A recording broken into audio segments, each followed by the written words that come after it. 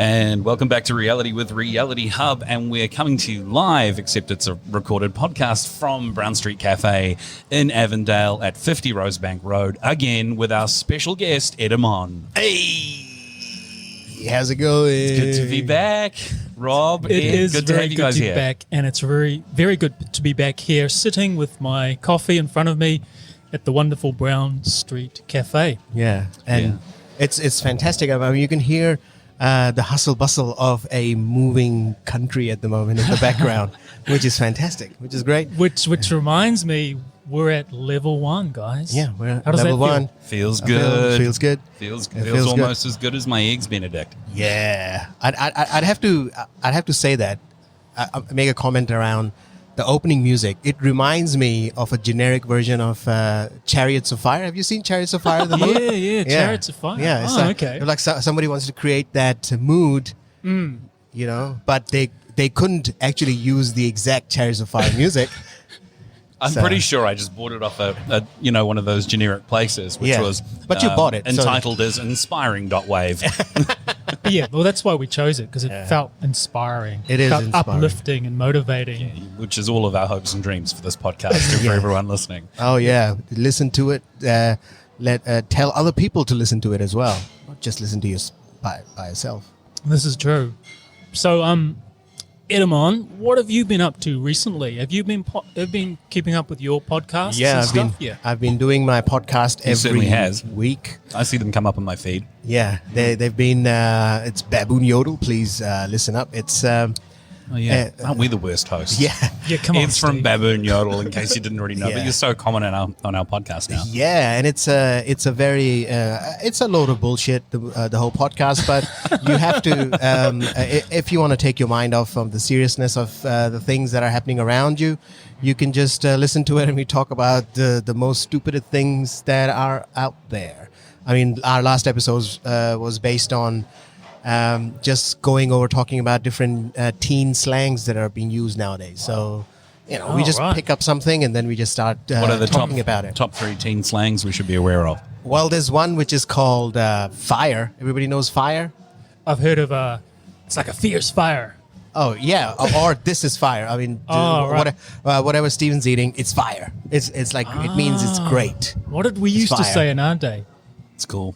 Yeah. Just trying to think of, because I know this the is going way shiz. back.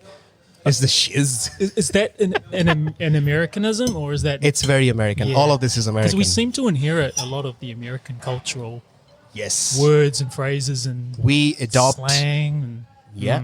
Words, culture, slang, even our ideologies, everything. We import it from there mainly.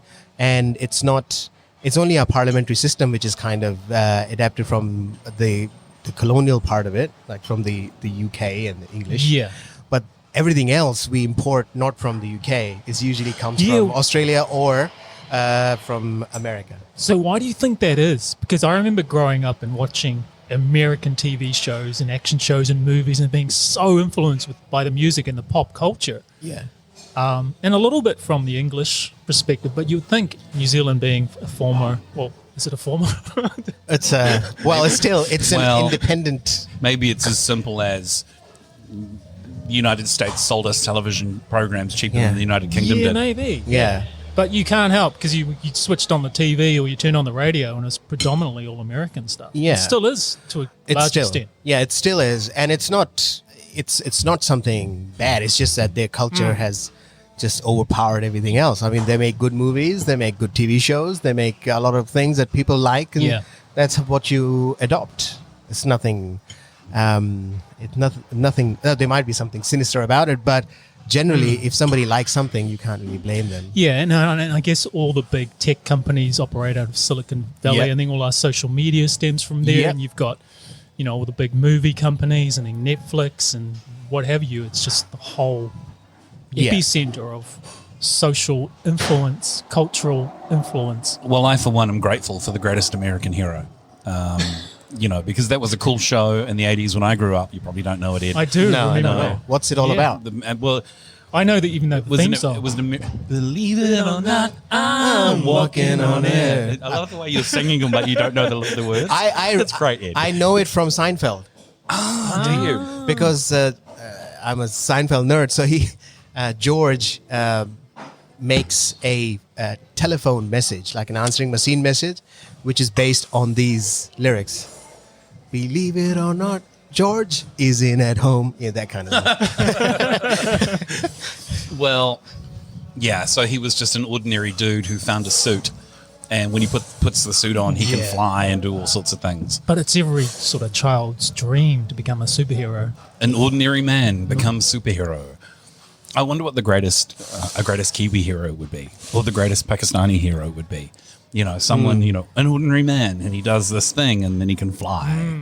Yeah, I mean, I don't think so. I mean, we won't be, as Kiwis, I don't think we won't be that fussed about doing that. No, it's like an ordinary man. Is it not a competition?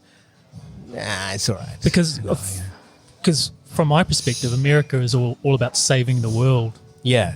You know, that whole Yeah. archetype of heroes and fighting up for standing up for the little guy and the archetype of hero. Yeah. Whereas the New Zealand version of it would be sort of like tall poppy syndrome. It'd be the archetype of underselling it, or it could be an ordinary guy smokes pot and thinks he can fly. Yeah, maybe. Yeah. The American way of this thinking, I think it started generally after World War One, when where their intervention kind of saved the war, right. And then World War Two as well. Then intervention kind of saved the war as well for the British and Europe. So it kind of becomes after that we are the big ones. We're going to save the world or save or stop something wrong that is happening in other parts of the world. But then after that, it stopped working. It has stopped working after that. Yeah, something went wrong along the way. Yeah, something went wrong along the way because it hasn't worked since then. The only thing that has kind of worked was also a UN job in East Timor. That's it. That they had they did establish a government, which was a UN government, and they went on to peace from there, and there was not much American involvement in that. Other than that, I don't see anywhere where America has done something to stop. Like there was Afghanistan, it's still there. There was Iraq, they're still... Well, they're still telling their children that they're the greatest country on earth. Well, they're still pledging allegiance to the flag, and they're still giving themselves that belief. We are the greatest. Is it still the land of hope and dreams? Yeah. Is it still the land of freedom? Because those are the sort of the principles that nation was founded on. Yeah. It's not. Is it the land of racism and protests? Because what's happening now is just... Wow, it's insane. It's insane, right? It's so bad. I had a feeling that it would start when the George Floyd video came out. Right? Oh, did you? Yeah. And I saw the video, and you compare it to the videos in the past as well that have come out of these atrocities. And I was talking to my friend in Christchurch, and we said it was just like I had a feeling that this would kind of break the camel's back. This one is gonna fuck it all up. So I forgot. How did you know? No, it was just because the thing is that you could see the pain. It was not just a person just shot in front of the camera. It was like someone who was tortured in front of the camera. And if you see the video, you could see the Floyd under the knee. And then the camera pops up, and the guy is just looking at the camera, right? It's the evil that was dripping from his face. Yeah. Do you know what? It's almost... because it was so calm. Yeah, exactly. And the words he kept uttering was, "I can't breathe," which is almost symbolic of how the suppression and the anger and the has been for so long. Exactly. That's been suffocated. Now it was just time to release, like, hugely. Like, that's a tipping point, breaking point. Yeah. And I mean, that's like, I remember, I think it's been going on for just over a week now. But I remember watching over our Queen's birthday weekend, just some live coverage on NBC LA and they were like around the clock, had these news choppers watching all the riots and all the looting and stuff. And it was crazy, man, because I got friends in LA and they were posting stuff on social media, and they were going to forget some of the parks, but some of the focal points of where the gatherings were. And it was just insane, man. And there was LA, of course. I think they were on curfew. Yeah. And then like the National Guard was sent in, and then all these other things were happening in all the major cities and you know, across the states. And it was just this huge uprising of justified uprising. Exactly. That's justified, the thing. completely But also justified. then this element of this anarchy and this segment of people that were taking advantage of all that and doing all the looting, and it was mental, man. Like that news chopper couldn't keep up with the things that were happening. Like, oh, we're going over here. Oh no, we're going over here. Like, oh no, there's something happening over there, and it was just and it also is kind of evidence in the several sides of the protest. So there's the actual physical, peaceful protest. Then and then there's the looting, etc. Right.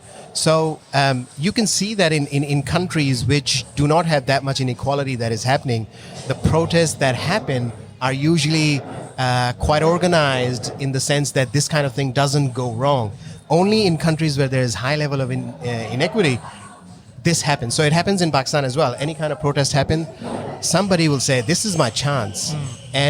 And you can say that most of the times it's not that sinister to loot a lot of the times, because that's the only way you can afford a 50-inch TV that everybody else has. They were going for these high-end brands. High-end brands, right? So, they're down there by Macy's and Nike and right in the town centre, like in New York. We're talking all the major shopping streets in LA. So you can see that it's like a dream thing, that the inequity then it's created through television and advertising and this kind of Samsung and this kind of iPhone, and you can't afford it, but it's all around you, and people have it as well. People are sharing it online, and they're showing their nipples and all that stuff.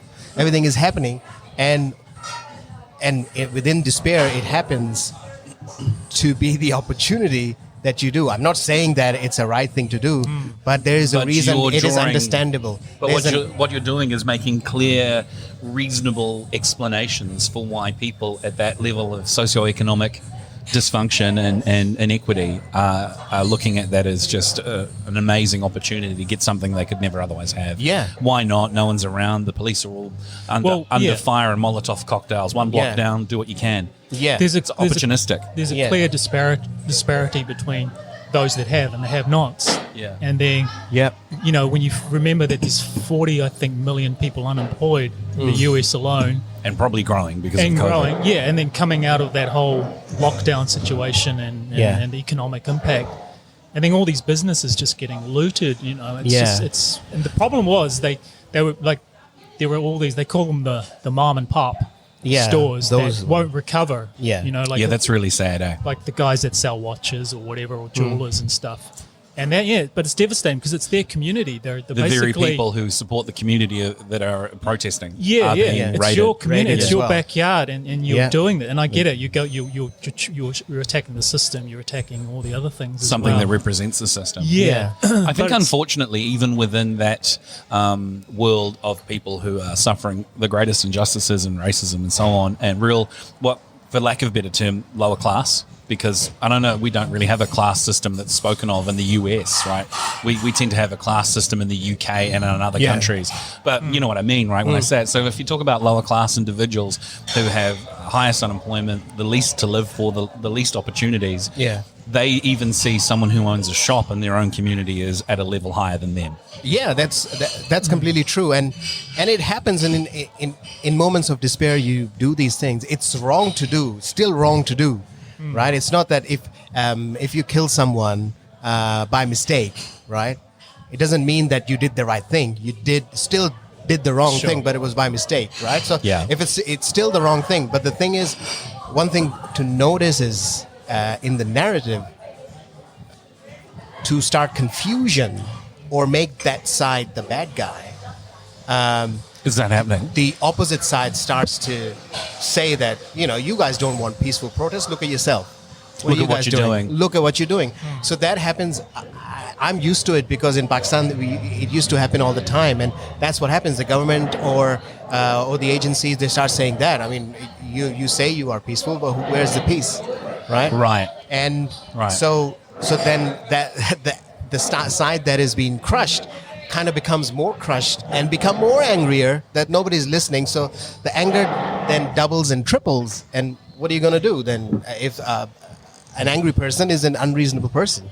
So actually, you brought something up. I want to talk about some of the interesting things that have been happening at the protests in terms of things that incite more damage, right? I think Rob knows what I'm talking about. Before I get to that, I got to read to you because you mentioned that. Is there an ad? You sponsored? No. Oh, okay. I thought we were. All right. All right, we're going into an ad. No. When you were talking about the last thing he said, you know, just and how he was calmly killed. Yeah. I was sent an email from one of the things I subscribe to was actually from Sean Croxton, who does Quote of the Day. Great podcast, by the way, if you get a chance to listen to it. Really uplifting, short 3 to 5 minute segments of people who are amazing public speakers, usually taken from sections of public speaking that they've done to a huge audience. And anyway, it's a great podcast. So shout out to Sean Croxton and Quote of the Day. But he sent an email to his subscriber membership talking about racism and so forth. And in that email, he listed the last 6 things that George Floyd said. So I'm going to read them to you, but I'm not going to colour them or be like a bad actor doing a dramatic impersonation of something. I'm just going to read them out. So the first of 6 things, it goes like this. Please, I can't breathe. My stomach hurts. My neck hurts. Everything hurts. They're going to kill me. Mama, I'm through. Yeah. Fuck. So it's insane. Fuck. Isn't that just... Ugh. So, I mean, and because what the insanity of it is the illegal chokehold that is taught in that police district. The nature of the calmness in his eyes as the officer just sort of jiggled left and right, staying like on balance, like on a log, just keeping his balance. And it was... And he's just sort of looking ahead whilst it was happening, and I'm sickened by the other police officers who just stood there, just hanging out. Yeah.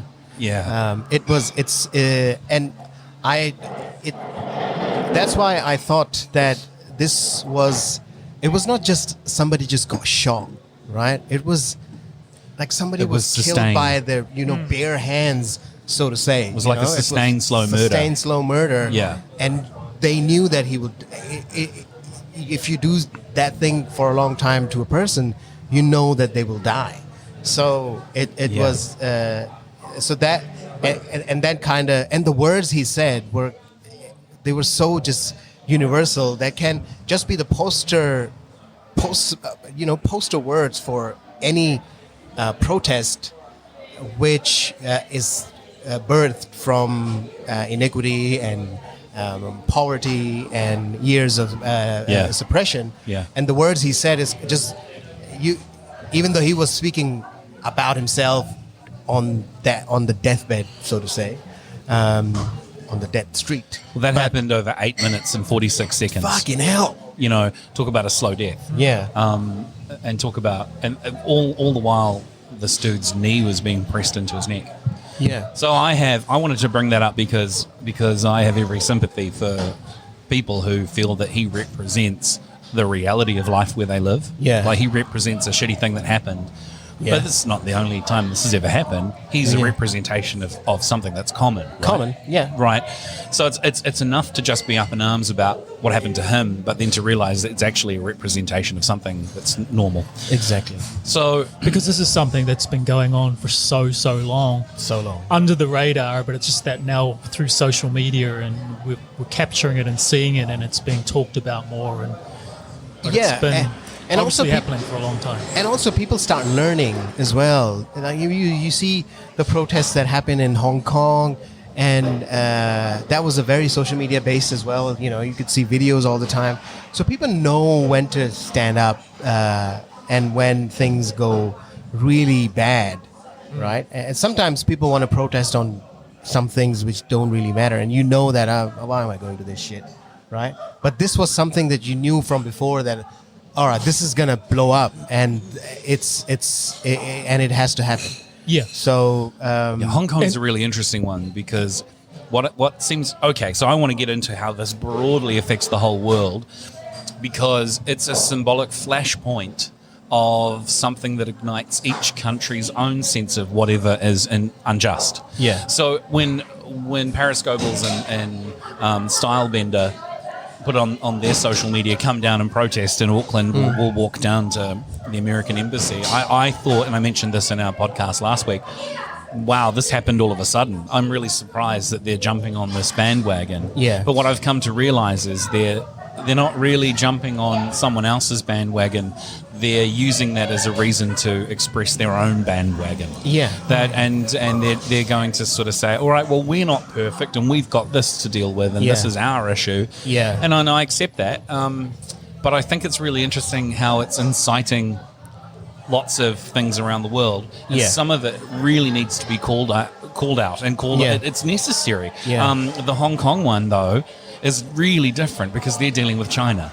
And China's oppression, so it's a different reason to be called out. That's their own thing. But at the same time, I want to say, for the sake of balance, I think it's inciting rage in places that don't necessarily need to, where things could be dealt with more peacefully. I'm just going to put it out there because I acknowledge the I don't know what the word is, the seriousness of this, I guess, and the necessity for it to exist for those protests. But at the same time, if it just flashes around the world, it's like, hang on, why are you doing that? Yeah, What's really going on for you? Because what's going on for you in Australia is different. Sure, but I think you've got to actually walk in those shoes to know what that's all about. Yeah. Those people that are truly, Also, for example, angry. Australia's got major issues with Aboriginal, the way they treat Aborigines, so, and it's terrible. But can I just switch tacks? Well, just remind us that a few weeks back, we were all on lockdown. Yeah. We weren't supposed to congregate or have mass gatherings. Yeah. We needed to social distance, etc., etc. There was this whole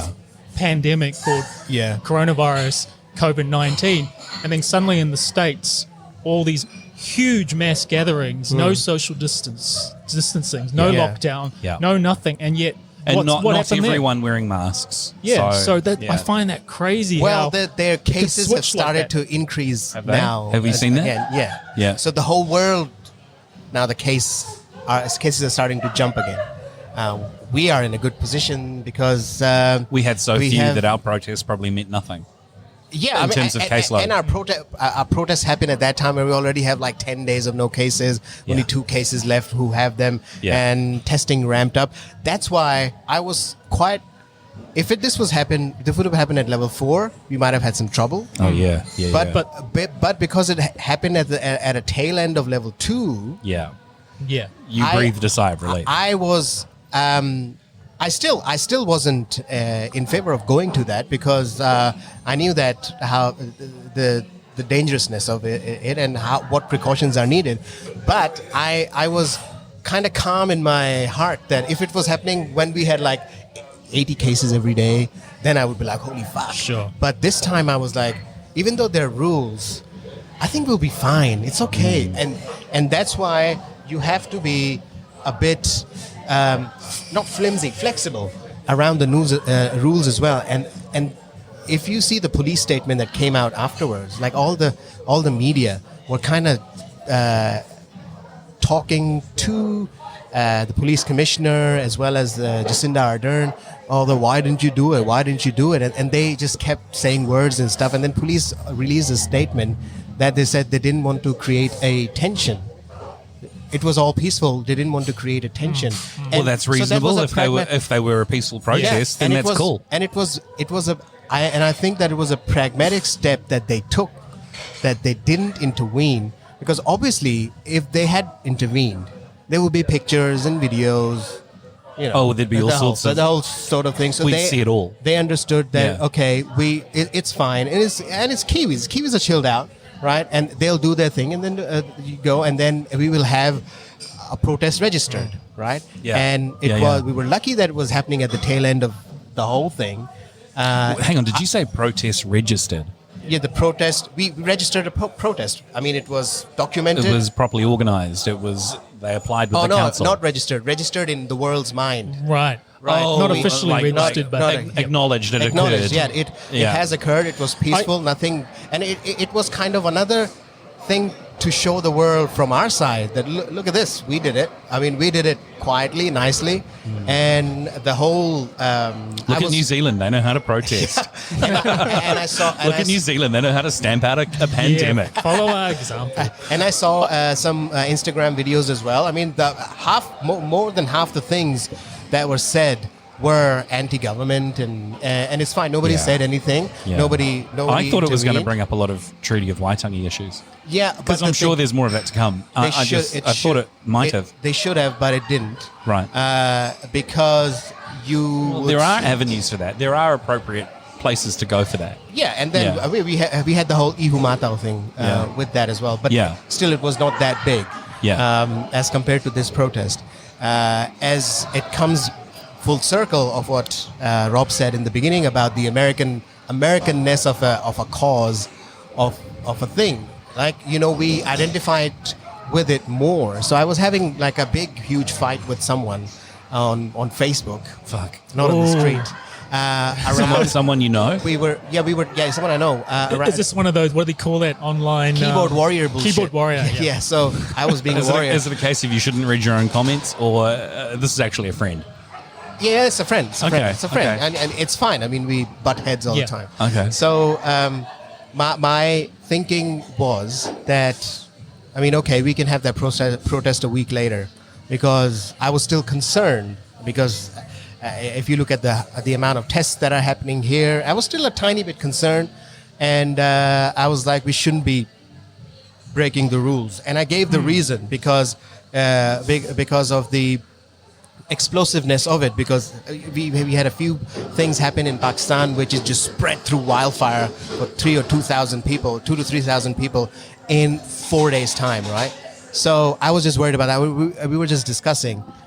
So instead of the person arguing with me, the point that we are at a point where we can kind of be okay, it should be fine. They started this, that regular left-wing thing around.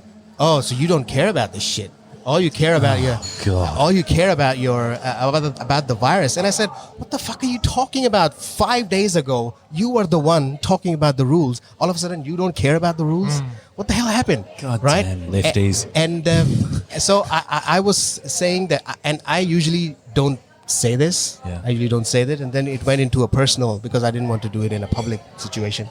Went into a It DM. went into your messenger thread. Into a DM thing. Yeah, yeah. And I said that I wouldn't do that because everybody has their cause and everybody does their own thing. So if I do save the children and you do domestic violence, I can't say that, oh, you don't care about the children, right? So Yeah. I don't do that, Yeah, yeah, right? yeah. I don't. But you have told me that I don't care about it, and I don't want to show. I don't want to show my support to let them know that we care in New Zealand. Then I said, okay, motherfucker, listen to this, right? So, where are you now and forever since 3 years when the U.S. is supporting Saudi government's intervention in Yemen, which is killing millions of children? And where is your protest then? You call me out on something that I don't care about. You think that I don't care about. Do you care about that? And then they say, no, I care about that and blah, blah, blah, but I can't do everything. And I said, that's my point. That is my point. You have a Well cause. said. I have a cause. Yeah. Well said. And Yeah. it's fine. I mean, for you, you are in New Zealand and you're white and maybe you're feeling bad about what's happening and that's the cause. But don't tell me that I don't care about this because I don't go to because I'm more worried about public health rather than that cause. Yeah, Right? you raise a really good point, because we all choose our cause for whatever reason. And Whether you we're can't do all causes. That's right. Yeah, you got to choose what's worth fighting for and when to fight as well. And you may do that obviously for personal reasons. Maybe you're affected by it personally or whatever. That's cool. You can choose that, but you can also choose on how you want to. Not everyone has to fight or join a protest. You can do it in other ways, Yeah. I mentioned that in our last You did. pod. We all have different may not be your strengths talent. and talents. Yeah, it Yeah. might not be my talent to go down to Queen Street and protest, but it might be my talent to write an article or to share information via a podcast. And I would actually have a different suggest, approach. in that vein, it's hardly anyone's talent to scream.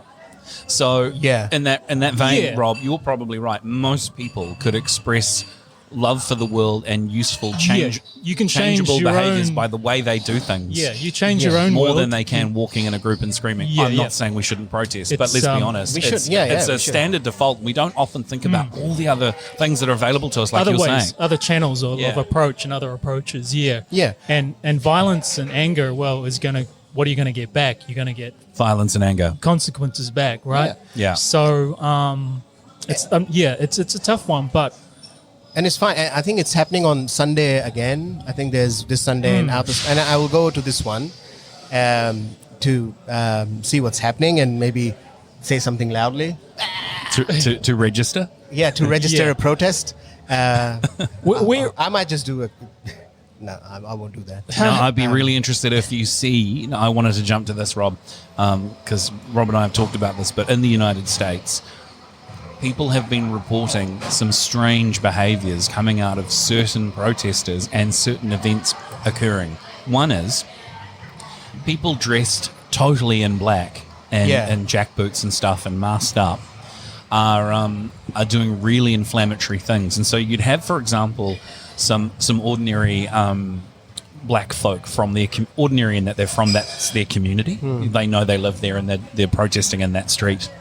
And people know that protest is going on, and it starts out pretty peaceful. And then these dudes turn up who they suspect might even be white guys. Yeah. they hijack But they can't it, really tell because they're very masked Yeah. up, but they sort of look and move like white guys. Yeah. Like they, and they start smashing things and spray painting things. And there was this footage of this black lady going, hey, what are you doing? Don't do that. Yeah. They're going to blame us. Yeah. They're going to blame us. And they don't, so these people don't want violent protests, but things are, and there are elements, and I think these people are paid. I personally think they are, to incite some kind of shitty stuff going on. Yeah. And Rob, do you remember we were talking about, we heard about reports of large pallet loads of bricks, literally like brick tiles, like you would lay a fence with or lay a wall with, left on the street, on the path of where the protest was going to be. Just so people could go in and grab them and go, well, this is opportunistic. I might throw this. Yeah, because and How in fucked anger up is you would that, do man? that because when you get really angry at home as well, you throw a pillow or do something. A pillow is right. Oh, obviously. Sexual rage. But how weird is it that... What was that? Okay, sexual rage with a pillow. Okay, that threw me. But how Sounds weird very is that kinky. someone is actually delivering? Yeah, Yeah. and it is And multiple locations all around the country. exactly, and it's, There's a lot of money doing that. And I was not amazed at that because it is such, and that's what makes me scared about the U.S. because that's a very developing country thing because this is extremely common in Pakistan. So if one party is demonstrating about something, right, the other party will hire some people and you could give like 50 rupees, 60 rupees, 100 rupees, and they'll go and maybe start a fire or burn something. They will go and do that, and they'll be exactly like that. They will be covered. Their faces will be bandanaed. The same thing happened in Greece. I went for a holiday in 2017, and they were still having that thing with the government. And a peaceful thing came out around Sindagma, their main square. And I was standing there. I said, "Oh, real protest, yay!"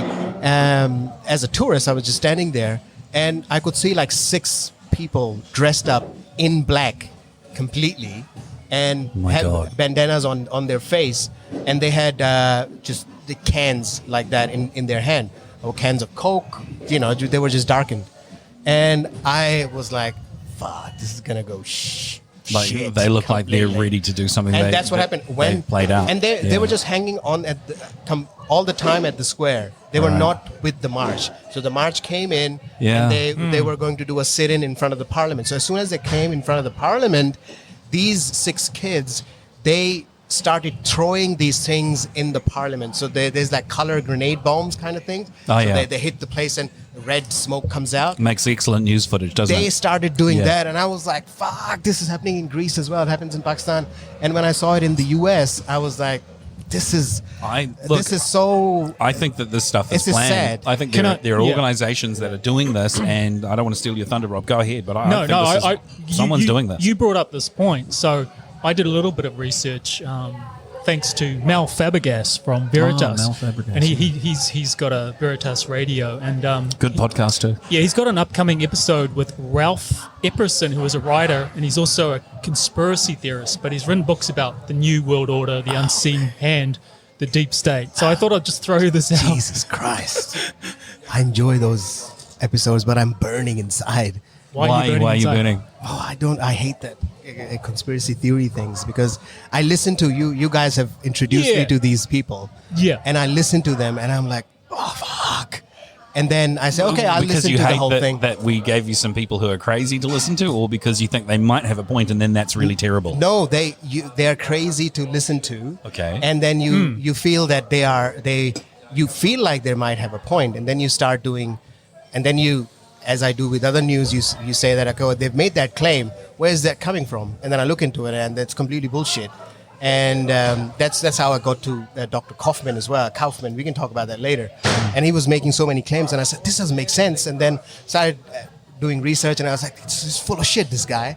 And but it's good that I listened to it. It did ruin my life, and I had to spend like 3 days to look into it, do research, proper articles, proper peer-reviewed stuff, and I was like, okay, this guy is an asshole. But that's the thing that that's the thing that people prey on, that our inability to look into things, right? Well, especially our if they become laziness. banned. If they become banned and can't talk, then because the solution is always more talk. That's the issue again with David Icke. I think I don't think they should And be, others, and it should others. be.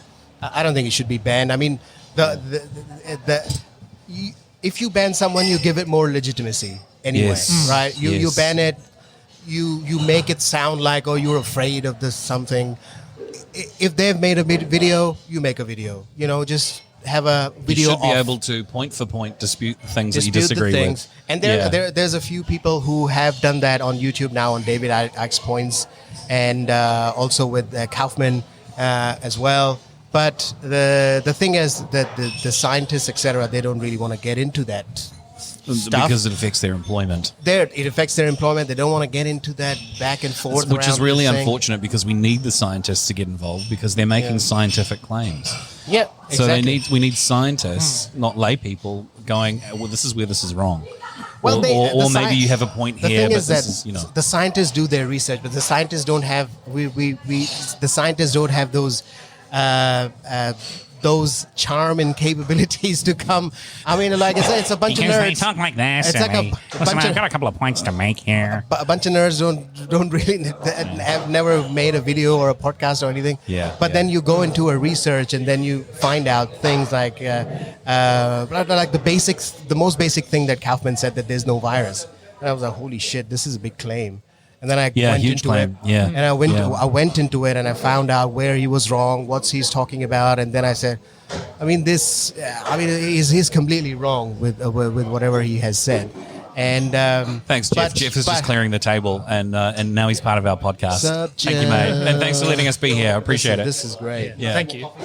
Actually, can I grab another green tea, please? Yeah, thank you. Yeah. So sorry, I sorry. jumped No, into you that. make some really good point. I Look, think I'm really stoked with the way you articulated that because I know we don't see eye to eye on these things, but I find it so refreshing that we can sit here and what we say is the main backbone of the discussion is, well, we need to be able to talk about it. And Yeah. you can say he's an asshole, and I can say, oh, he might have an interesting point, but I want to learn, and I want to see the whole thing laid out with the light of day upon it. Nothing hidden, nothing banned. I want people who have made a point that's strong to be able to be rebutted rather than they just go away because YouTube got rid of them. Yeah, it sucks. The issue, the YouTube, they should not. But people make the case that YouTube is a private enterprise; they can do whatever Yeah, they they want. can make that case. But We'll the see thing how that is changes over the next few years.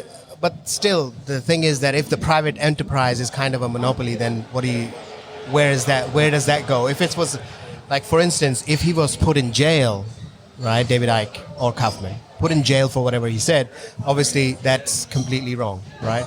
But the gray area comes in when Like for instance, at my home, right, or in my apartment building, somebody starts writing that in the notice board downstairs. These kind of things. All right. Right. Notice board, on the notice board, somebody starts writing that. Right, and then the building owner finds out that these things are being written on the notice boards downstairs.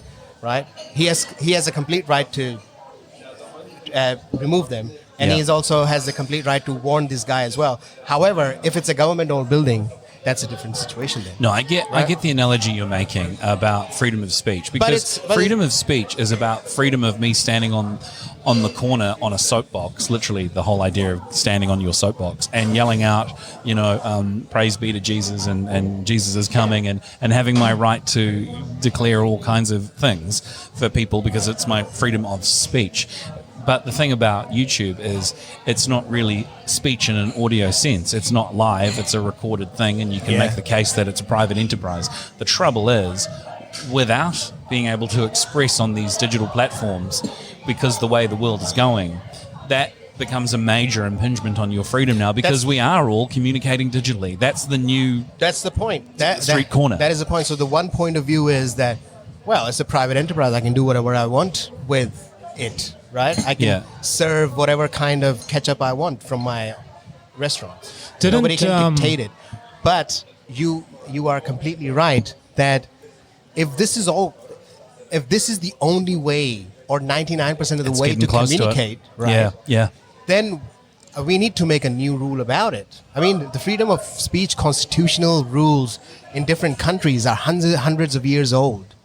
We need to bring in some caveats to it. Here's an idea. We update everything all the time. All bills in parliaments are being updated all the time. Why shouldn't we do that with private enterprise as well? But we haven't let Rob speak in a while. I know. And he's pulled his computer out to read something to us. But hang on that. I was trying to throw something in there just to stimulate things. Maybe the thing should be, Ed, it should be that there should be a government-run YouTube. Or there should be a version of YouTube, which is, look, I don't really. What do you mean by that? I don't really like government-run anything. Let's a little bit like finish the thought. A little bit like we have state television, Television New Zealand, TVNZ, and you can say it's sort of is and isn't a private enterprise. And if you had a government portal and it was called freedomofspeech.org.nz or .govt.nz, and it was the place where you put up your videos when you weren't allowed to put things up on YouTube, or you had things pulled, and it adhered to an honest set of criteria of, look, you're allowed to swear, you're allowed to do blah, blah, blah, blah, but you're just not allowed to incite violence or whatever. And we'll have the people, a panel of people who are openly approachable, determine if they pull a video, what their criteria was, and we can all talk about it. Some honest system that wasn't a private one, so we can get rid of this argument of it's a private organisation, so it's their thing. It is a very something that reflects freedom of speech as per the rules of that country. It is a very valid point. We definitely have those kinds of organizations all the time, where it's paid for by the government, but decisions are not made by the government for it, right? So it's funded by the government. It's funded. I mean, it's taxpayers' but money. But it's non-partisan. So it's taxpayers' money, and the thing is that it's framed and it's taxpayers' money. It's not the government's money. It's taxpayers' money. So TV1 is taxpayers' money. It's not the government. Government doesn't have its own money. Yeah, right? It could be like the Kōrero portal, something sort of Māori. And I think that if TV can be nationalized, if radio can be nationalized, if oil can be nationalized, why can't social media be nationalized? Yeah, so you've got a standard default one, even if it's not as popular as TikTok or something else, you've got one. And also there's a worry that the government controls it and blah, blah, blah. Yeah. But a lot of countries have come up with this way of doing it because private... Some form of transparency. Because a private enterprise TV is finding it very hard for itself to sustain at the moment, right? Yeah. That's why TV1 goes like that. And I listen to TV1 all the time. Listen to TV1 and News Up both. Yeah. Right? And it's not... TV1 is not that pro-government. I mean, the whole of the lockdown... Yeah, surprisingly. The whole of the news items were everyday something against the government. And I do understand that this thing can work in a country like New Zealand or Australia or maybe the UK. I mean, BBC was doing it for such a long time. Now they're a bit weird. BBC are a bit weird at the moment. So I wouldn't trust them. But they were like the beacon of, like if you see Monty Python and these satires, well, they were directly at the government's face. You know, Back in the day. Back in the day, right?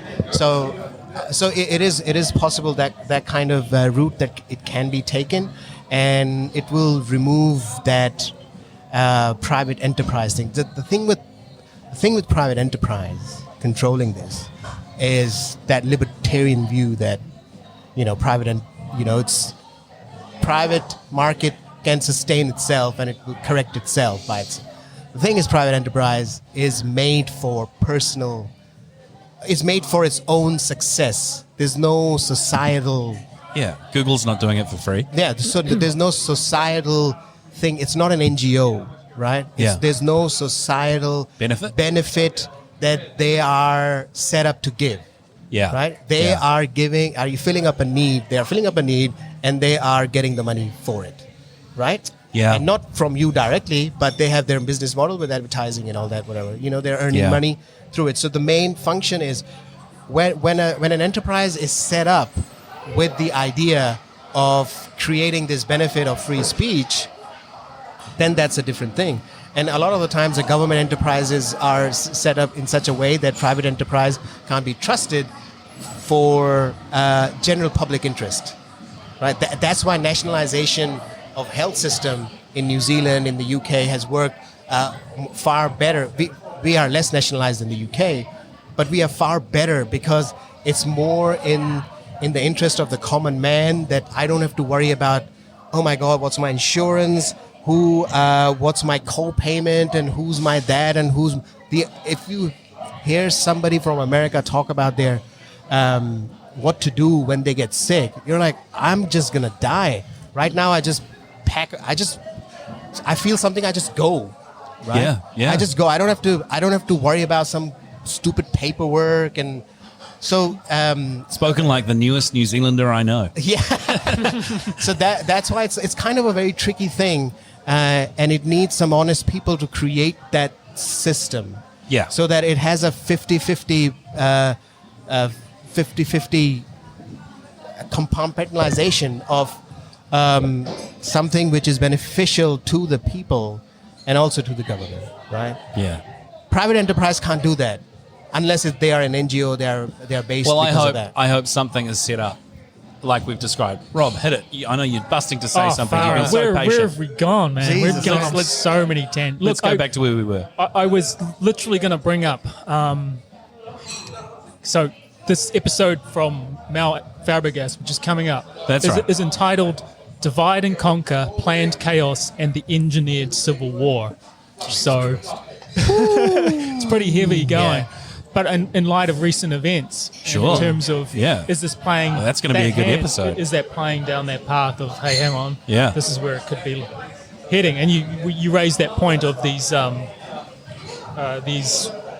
certain individuals that have been mobilized as opportunists that are flaring up all these riots. And there's basically, he's saying there's sort of three factions or three distinct groups. You've got the justified protests who come out in peace to raise this issue, and then you've got these destructive opportunists that are doing all the rioting, looting, to play in the hands of, hang on, okay, problem, we need a reaction, we need more police, we need the National Guard, which has been employed, and then the Army, which has also, I think, been deployed.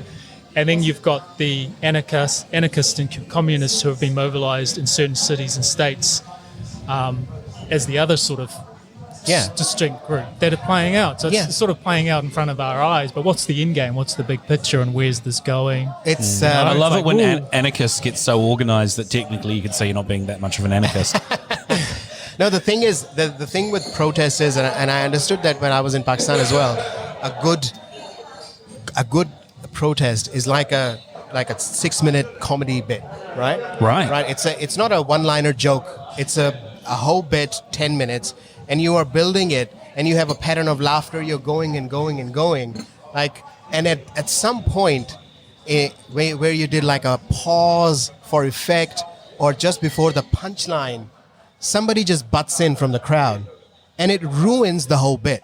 So that's the purpose of these anarchists, that you're having the protest, and it's creating this huge image of look at the streets. They are filled peacefully, and they are shouting in unison for their rights, and they're fighting for their rights. What can break this whole nicely set Break block and discredit it. Exactly. And Yeah. then you do one thing. One person breaks something, and one person puts fire on in a car and blows it up. It just ruins the whole protest, Yeah. right? It just Yeah. there's that It sabotages it it. sabotages But it. also, do you think, this has just sprung to mind, do you think, the people going to the streets, it sort of gives them the perception that they have this power, right? And then the government goes, no, you don't, and then shuts you down, and then you've all got to... Well, the government Disappear. can discredit you if you behave badly.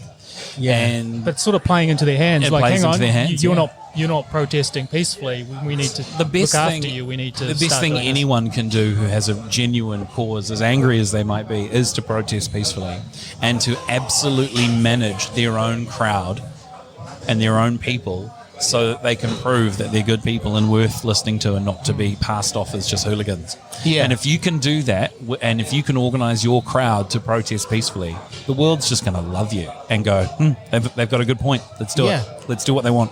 And that's when they work really well, when they are properly organized around a charismatic leader like Malcolm X or Martin Luther King, and they control you. You are bound by each and every word they say, and I mean this. And this is old-fashioned thinking, but it's very old, and it's coming in for years and years. Nowadays, things are very fragmented. People do a protest, there'll be 6-7 people coming up. There'll be a hip-hop dude, there's some other guy, and this guy. There's no real person who has come up from that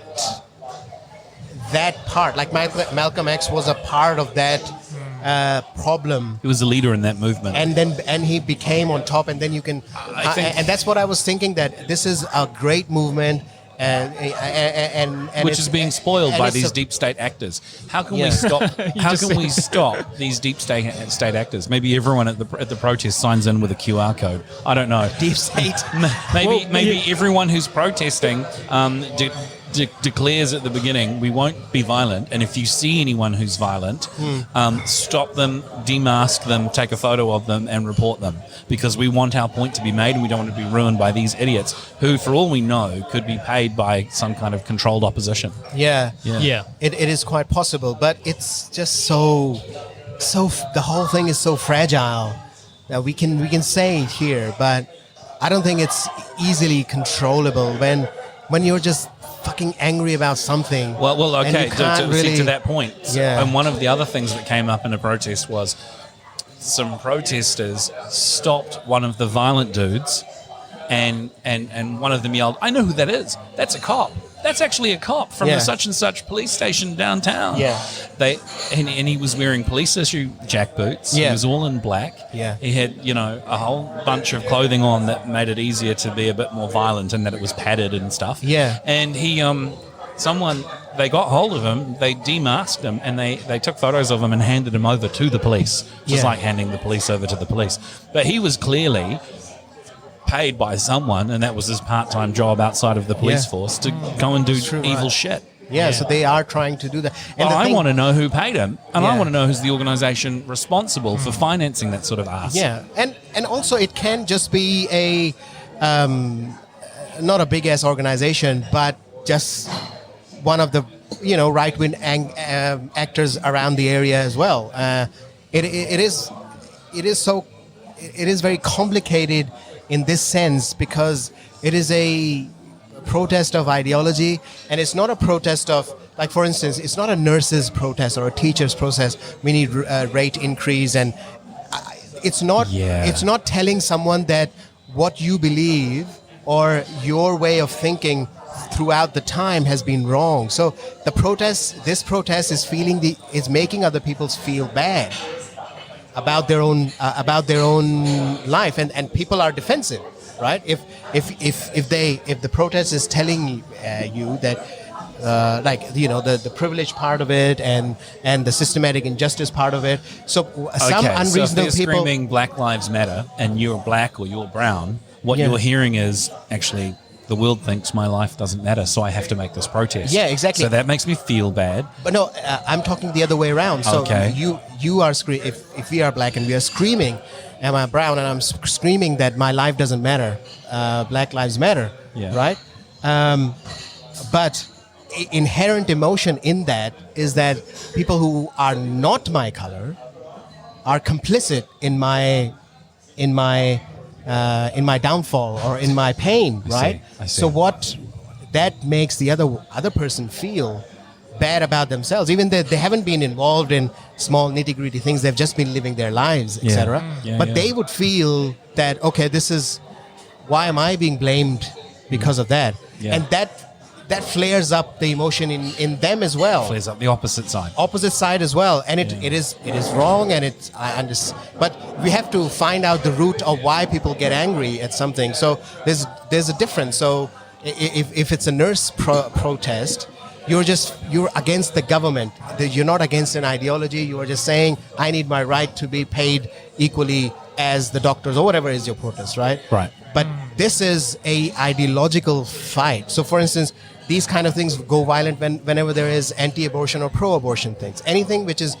involving an ideology, those protests go wild because the other side gets angry as well, right? So you can say one side is right, the other side is wrong, but the other side feel that I'm not wrong. So that's why there's anger, and then you just have to, with your facilities in your brain, you have to just decide as a normal human being which side to go with. God, that one's so inflammatory. The abortion one. I Yeah, mean, that's you could be pro-abortion, but at which point do you stop being pro-abortion? Because and I'm pro-abortion in the sense that I think it's a woman's right to choose. Pro-choice. Pro-choice. Oh yeah, pro-abortion. That doesn't sound right, doesn't it? I'm like, Sorry, abort everyone. sorry. Yes. I am abortion. Yeah, abort everyone. No, I'm pro-choice. You're quite Yeah. right. I misspoke. But then up to what point? What point? Yeah, I tell there's- you what, I'm not pro-abortion at full term. Yeah. Pro-choice at full term. No Yeah. way. I mean, that could have been a baby that just chose to be born a week earlier. I think we've just kicked out Yeah. Rob out of this conversation. Well, Go, just Rob. jump on in, Rob, at any I've time. just been listening Rob, intently. Rob you just know? seems like he's checking his No, email. no. I mean, yeah, that's right. He Yeah. got bored. No, I'm just absorbing all that. It's funny because you make that point. I mean, it comes down to so many factors, and I know for me, this whole concept of racism just never really registered in my own world. I don't know if that was Yeah, because same. I was brought up as a mixed race, you know, and but it was never. I never viewed it through those eyes, and yet I was aware of it and Yeah. that it existed. And it's kind of like, yeah, getting down to the root. Like, is this just a man-made, programmed kind of thing? Is that something we learn for whatever reason? Yeah, we did. Actually, know? for actual science says that we learned this. A learned program it's behavior, a learned yeah. thing. It's anything or anyone that looks different to us is outside of our village or is Most- outside of our Yeah, 100 people that we know. So most they humans- represent danger. Exactly. Most Yeah. humans are almost exactly the same in terms of their whole genetic code. Sure. The Yeah. only thing, only the tiny 0.111%, which makes it looks different because of our environment that our ancestors That have one grown that, into. that twigs the melanin. So yeah, so there's recently, I think I showed that book to you as well. Mm-hmm, So I went into this rabbit hole of reading about genetics, and there was there was this whole story around one book was around the story of everyone that ever lived, and it talks about genetics and how and it's quite an easy read, and it talks about how similar we are and what is our backstory in terms of that. And then What was the book called? the story of everyone who ever lived, Oh, okay. right? Right. And then the second one, which is kind of a more specific part now to it, or part two, you can say, is how to talk to a racist. So That's right. That was the one around it kind of minimizes, it kind of explains the whole thing around what is the meaning of race in terms of biology, and what is the meaning of race in terms of our identity and how we grow up. And the book recognizes that, you know, race is our identity, as it's part of our culture, it's how we grow up. But if you go into the tiny nitty-gritty of genetics, we're not that much different from anybody else. It's just we make these rules around it to like the Nazis who did that. That, you know, this is a lower caste, and this is a higher caste, and this is a lower person, this is a higher person, and none of that is essentially true in terms of genetics. So that's why there's no genetic distinctions for class. No. Yeah. No, not at all. And what we classify as race differences are just the color of our organ, which is skin.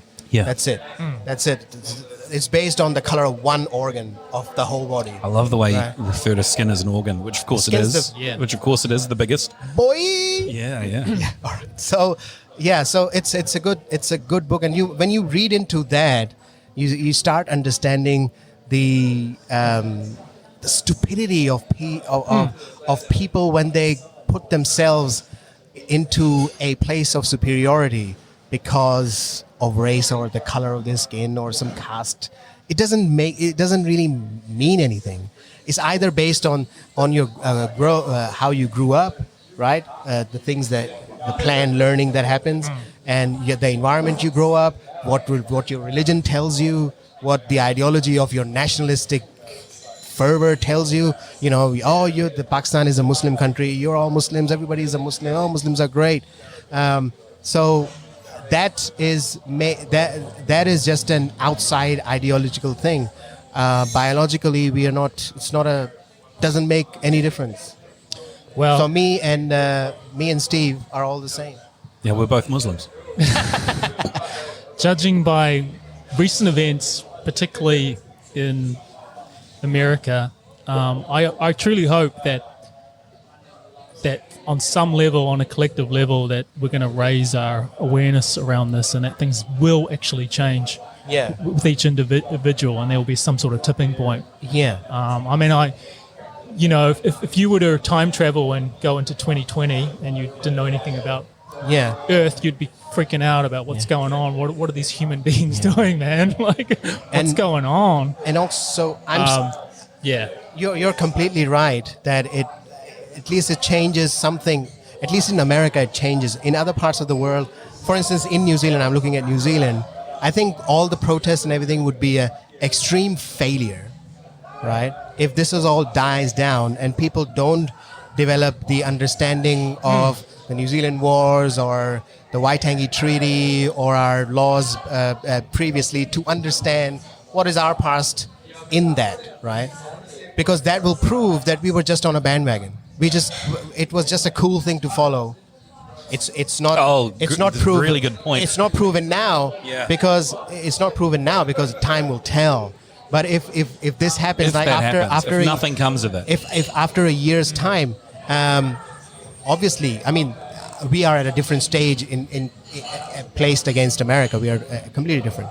But if I start feeling that, all right, people still don't know the four preambles, the basic answer to the four preambles of the treaty, what happens in the war, on the New Zealand wars, what's the tribunal for, what is the actual grievance process, what is the actual grievance, then if we didn't understand our own past, that means that we just jumped on a bandwagon of something that we felt that was very cool, and now they're okay, so we're okay now as well. You know, you make a really good point, because I think a lot of people are self-identifying in a way that suits them what this protest means to them. Yeah. And that's not a criticism that you may not.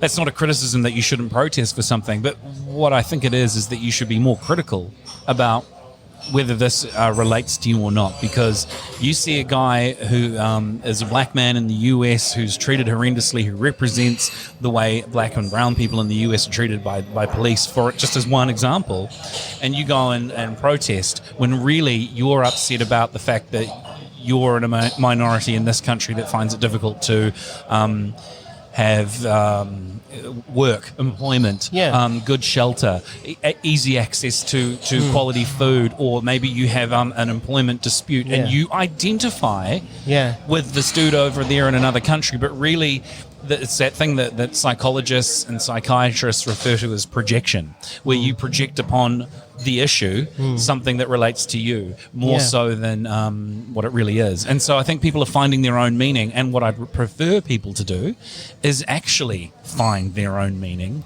distinguish it from this protest, and go protest about the thing, and will make a difference about the thing that is actually affecting them.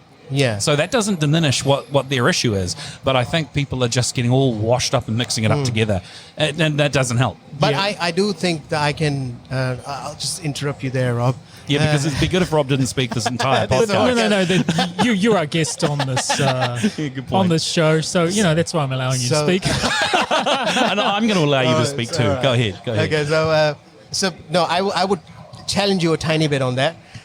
Because see, the thing is that it is the people are identifying.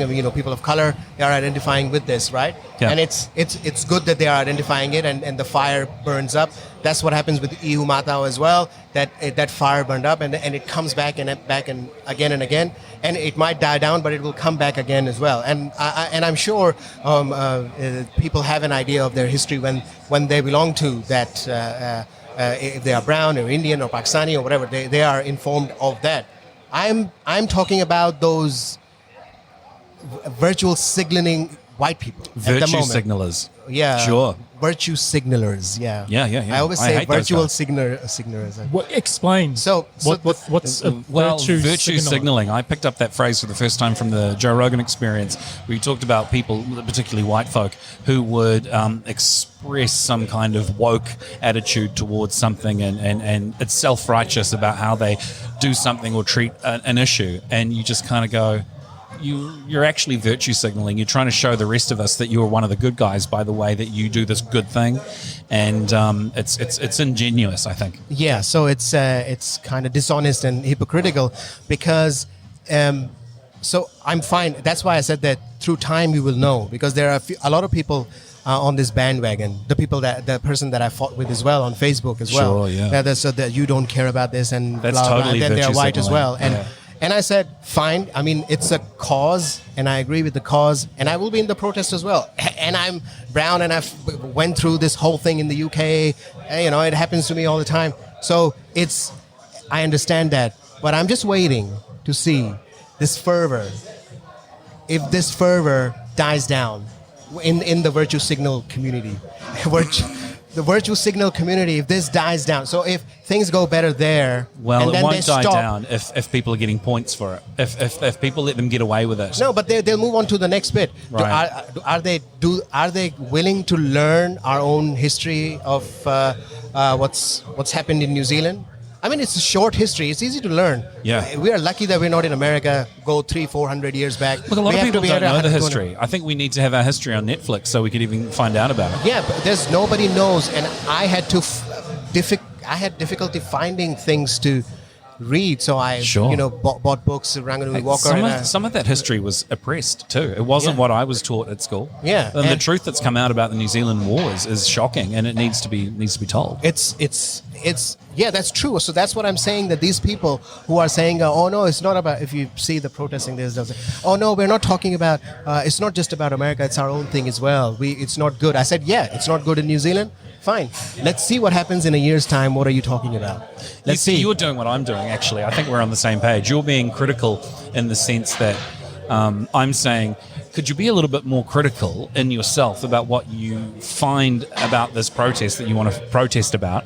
And you're saying, could you actually be a little bit more critical in the sense that you bloody do something about it? Yeah. And in a year's time, it's not just the same rant, the same bitch and moan, but you've actually got maybe an agenda with 10 points you want to progress and improve on things. Maybe you have an approach. Yeah. Maybe people have organized together to go, okay, this is what it's about. Exactly. And if we can resolve this, we can stop bitching about this. And these are reasonable problems that are going on in the world. Let's deal with this issue. And I'll tell you why I feel as passionate about what you're saying as I do now is because the moment you said it would be such a shame if nothing came of this, or words to that effect, those are my words, but it just sounded like that whole 1% protest that went on in New York years and years and years ago after the 2008. Oh, Occupy Wall Street. Occupy Wall Street. I mean, anyone, did that actually, anything come of that? Or was that just a big waste of fucking time? Yeah, it was just a cool thing to do for them. Yeah, let's go right? camp and next to the bull on Wall Street. Yeah, and that's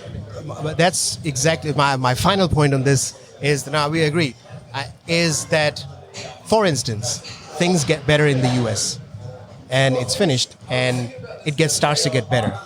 I'm just looking at the people who will stop, right? The virtue signaling community. Would they just stop and not really care about the New Zealand stuff? Because this is the greatest opportunity to learn about our own history, or just to understand what is the history of racism in New Zealand, right? So it's interesting how the George Floyd thing has become the greatest opportunity to learn about our own history. Yeah. And in fact, that's sad because that's we sad. should have done something about that earlier. Earlier, exactly. Yeah. A lot earlier. And it's fine. It happens now. It's okay. I'm not sure everyone thinks like you do that this George Floyd thing to them means an opportunity for us to learn about our Kiwi history. Yeah. You see, true. and in a sense, that's your projection. That's you applying what it means to you. And I think we'll all apply something about what it means to us. But I agree, it is a good opportunity. I've just seen it as there's some deep-rooted problems that have always been.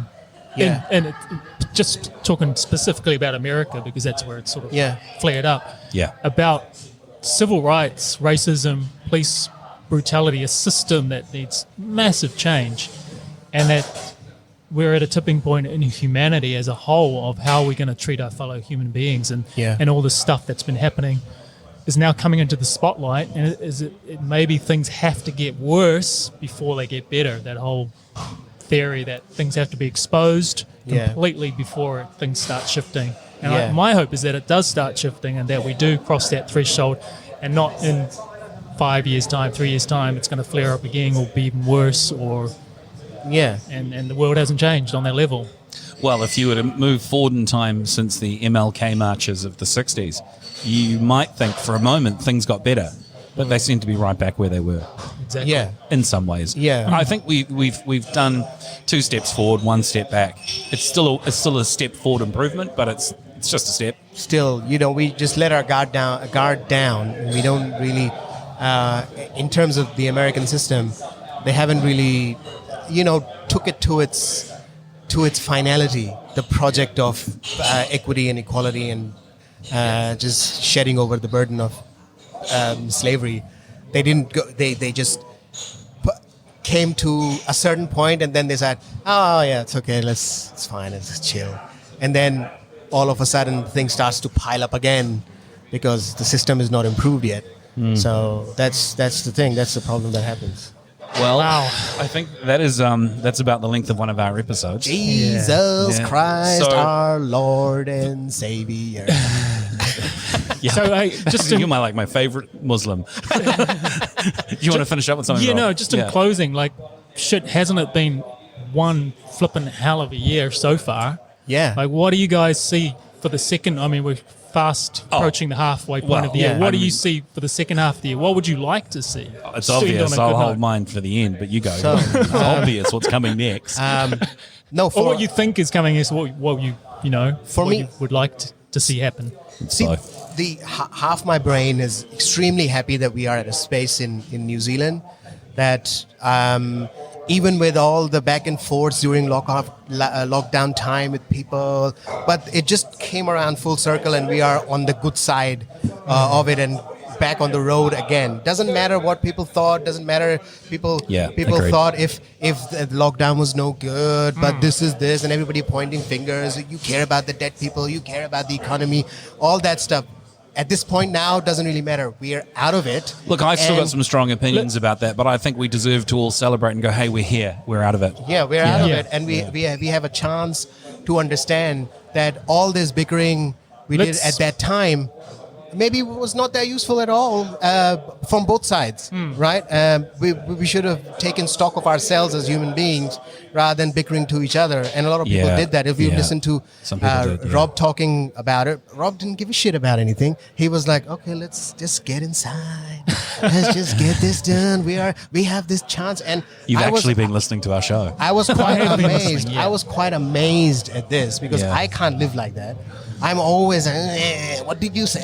And then I go, It's just different approaches and ways of dealing with Yeah. it. Yeah. Well, it But Rob reminds was me like of what every Jane episode- said too. It reminds me how Jane said this is all meant to happen for us all to do what you're saying, Ed, Yeah. which is to take stock of ourselves as humans and perhaps go within and think about Yeah. where we're at in our lives. It certainly made some changes for me about where I'm planning my future. yeah. Yeah. But the one thing is that my half brain is very happy. The other half is still very worried because it's still there. In Pakistan, it's still there. My mother's, yeah, of course. Yeah. my mother's sister's whole family has now COVID-19. They've all had it. They have it now. They all have it. How are they coping? Last week they find out, and my mother's brother's family have it now as well, and 4 of my dad's colleagues in Pakistan Islamic Medical Of Association. that group, who's most at risk? Actually, my uncle and auntie, they are at the age. They have they're in other their- comorbidities, they are in age, their- and so forth. Yeah, they are Yeah. in their 50s. They Sorry have to hear that. diabetes and all that stuff, right? So, but they are. I mean, they are kind of on top of it. So hopefully, Good. I mean, but it's the thing is that you can't really fix it. There's no cure for it. Are there symptoms, that whole typical thing of they just feel horrendous headaches and dry cough and fevers and stuff, or is it different for them? Different for each. I mean, we don't know about my cousin. She might have it or not have it if she hasn't been tested. I was screaming at my father to get her tested, but the son has been tested, came out positive, and but they did 2 tests because with the PCR there's a chance of false negative. So Yeah. they did 2 tests. So it both the time positive. I said okay, and he has had symptoms as well. Yeah. And then the parents had symptoms as well. So one of Did the anyone have it who didn't have symptoms? I think it will be. We don't know. We have no idea about the test yet, but it would be most likely my female cousin. But She's gone we will see. asymptomatic. We will see. She doesn't live in the same house, but she met with them, Ah. right? So they are testing their family because. But she she's got not married. reporting symptoms. No. She just has had an intersection moment of meeting with them, and she could have got it. Well, quite a long time. I mean, they spend a couple of weekends, the whole week together Okay. during that time because. So then they were just thinking that it was just a thing, but then my aunt started having a lot of breathing problems. Okay. So then they felt like it's not just like a regular cold. Yeah. Right. So then they get her tested, and it was like that. I guess the good thing, if they can pull through this, is they will be immune. You would expect some level of immunity from Some it. level, yeah. It's Yeah. not. You can't be we don't immune really to know. all things within the coronavirus category. Yeah, we don't really know exactly. So it's not a virus like chicken pox or something. You get lifetime immunity. It's not like that. We don't know. Actually, we just don't know. We have no idea. Yeah. Nobody knows. We're making shit up about this right now. Yeah, so Yeah. we have no idea. Nobody knows about the immunity hypothesis. Sweden is kind of following it, but they also don't know what's the immunity hypothesis. And so I'm just worried about that. And then 4 of my dad's colleagues in Pakistan Islamic Medical Association, Yeah. they died as well of COVID-19. And they went through the whole thing, ventilator. Yeah. So that was the whole thing. So I'm worried about Pakistan because Did they get to intubation point on the ventilator? Totally intubated? Yeah. Oh, Yeah. 3 of them. One of them didn't. One of them So had a they cytokine went- storm, and Oh, did in they? the morning they were dead. Oh, wow. Yeah. Rob, what do you think's coming next? I have absolutely no idea. As you were just relating all that, what's happening in Pakistan, I'm just wondering at what point does the coronavirus, does it start to level out and start to, this time next year, are we going to be talking about it? Will there another wave? Will it spike? It's just such an unknown. It's sad. It's a fluid, ongoing process. I've got such a pessimistic point of view of that. I think the West will recover and we'll forget about the developing countries. That's what's going to happen. That's sad. It's like the Ebola thing now. Yeah. Yeah, there's Ebola there. It's fine. That's what's going to happen. And every country's in a different situation, as we know. And I mean, I don't know, Steve. It seems like you have. Well, that really darkens the door of how I wanted to end things. That's really sad, and I just want to acknowledge that. That's no, but that's the rough. good thing is, I'm really excited about being in New Zealand. My parents were really excited about me being in New Zealand. Yeah. And who can you get to join you? I can't. I mean, international travel. And no non-New Zealand passport people can come. Yeah, the whole rules that we once discussed on, I think it was episode 8, when you came in and talked about arranged marriage plus immigration. Yeah. But the whole thing of having family come in and so forth, which is a normal thing and process you're allowed to do, you just can't right now. No, you can't. You can't. Yeah, and I think from what I understand of your family, they're pretty happy in the life they have over there. Yeah. Right, they don't want to leave. They have great status in society. They're doctors and so forth. You come from a medical family. It's all pretty good over there for them. Yeah. And then they are not really happy with the government and sure. And also the religious. What's that a term you use for the religious mainstream religion? What was that? I don't know. What mainstream religion? You remember you used to say that you used to follow. What's a type of religion before? Oh, New Age. New Cage. Yeah. So the New Cage religion of the clerics and all that kind of fucks up the whole science stuff, and nobody. That's a real old cage, right? that one. Yeah, that's the older cage. That is a pre-Stone Age cage. Stone Age cage. So, I'm happy. I'm happy that this is a good thing. Good, you guys. You invited me again. I was dying to talk to you guys. That's why we went so long. We didn't let Rob talk at all because I know. No, it's not about none of his inside talk this time around. This is what's coming. This is what I was going to say. That's why I pulled it up. Okay, I'm holding up Rob's phone, and it's that picture of a bunch of aliens who are sidelined waiting to come on, I found come that on quite stage. hilarious. Yeah, and the caption is "We're up next." Fuck, I'm nervous. Yeah, it's like what's the next? And that's what's major next. World event, and that was actually Joe Rogan posted that He from did. some other. And it's only person. June. But I think we're going to see. Look, it's within the scope of our podcast to talk about crazy shit. So I just want to finish on this.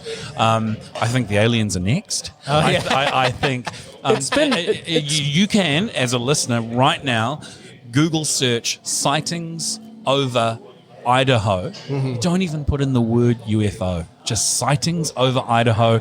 2020. Do 2020 so you get this here.